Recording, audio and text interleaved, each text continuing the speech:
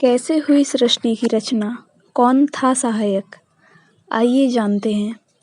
एक बार नारद जी ने ब्रह्मा जी से पूछा कि सृष्टि की उत्पत्ति के बारे में हमें कुछ बताइए। तो ब्रह्मा जी ने बताया कि मेरी उत्पत्ति नारायण के नाभि कमल से हुई है।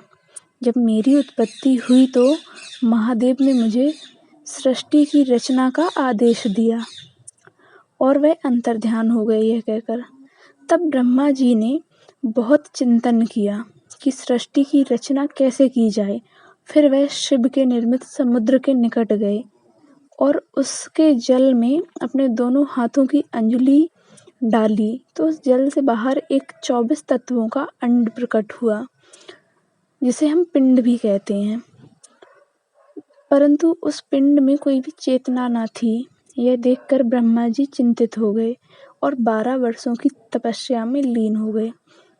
जब 12 वर्ष पूर्ण हुए तब भगवान नारायण प्रसन्न होकर प्रकट हुए और ब्रह्मा जी से बोले, मांगो क्या वरदान चाहिए, मैं तुम्हारी प्रत्येक इच्छा पूर्ण करूँगा।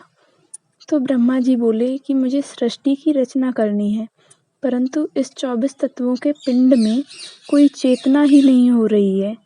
तब भगवान नारायण जा करके उस पिंड में समाहित हो गए और उनके सहस्त्रों सिर, भुजा, चरण आदि दिखने लग गए और वह अंड एक बड़ी सी भूमि में व्याप्त हो गया।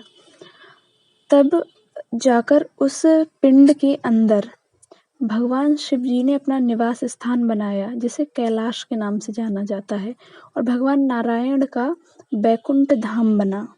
अर्थात जब संपूर्ण सृष्टि का विनाश हो जाएगा तब भी इन दोनों स्थानों का कोई विनाश नहीं कर पाएगा। इसके बाद जब ब्रह्मा जी सृष्टि की रचना के चिंतन करने लगे तब उनके शरीर से कुछ सर्ग उत्पन्न हुए, परंतु प्रारंभ में उत्पन्न हुए सर्गों में पुरुषार्थ साधने की कोई शक्ति ही न थी। तत्पश्चात शिव की कृपा से एक अवार्क श्रोता सर्ग उत्पन्न हुआ, जिसके प्राणी मनुष्य हैं। इस प्रकार ब्रह्मा जी ने 5 प्रकार की सृष्टि का वर्णन किया है और इसके बाद कौमार्ग सर्ग का प्रतिपादन हुआ, जिसमें सनानंदन आदि कुमारों की उत्पत्ति हुई है, जो कि ब्रह्मा जी के मानस पुत्र हैं। वे सदैव शिव भक्ति में लीन रहने लग गए। वे बहुत ज्ञानी थे, वो संसार से विमुख थे। उनको देखकर भगवान ब्रह्मा ने उनसे कहा कि तुम्हें सृष्टि को निर्मित करने में मेरी सहायता करनी होगी, परंतु उन मानस पुत्रों ने मना कर दिया। तब भगवान ब्रह्मा क्रोधित होकर फिर से तपस्या में लीन हो गए और इस बार उनकी तपस्या से प्रसन्न होकर स्वयं भगवान शिव प्रकट हुए, जो कि अर्धनारीश्वर स्वरूप में थे। ब्रह्मा जी प्रभु से बोले, हे प्रभु, ऐसे जीवों को निर्मित करिए जो जीवन और मृत्यु के भय से युक्त हों। तो शिव जी बोले कि मैं सिर्फ जीवों का उद्धार करूँगा, जीवों का निर्माण आपको ही करना है। तब ब्रह्मा जी के चतुर्मुखों से ऋग्वेद, यजुर्वेद, सामवेद, अथर्ववेद आदि की रचना हुई तथा इसके बाद इतिहास, योग, विद्या, दान, तप, धर्म, सत्य आदि की रचना हुई तथा अंत में ब्रह्मा जी के हृदय से ओमकार तथा अन्य अंगों से वर्ण, छंद, स्वर आदि व क्रीड़ा से 7 सुर उत्पन्न हुए।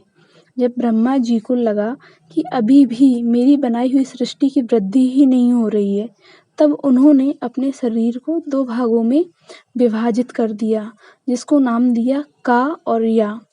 जब उन दोनों भागों को विभाजित किया गया तो उनसे एक पुरुष उत्पन्न हुआ तथा एक स्त्री उत्पन्न हुई।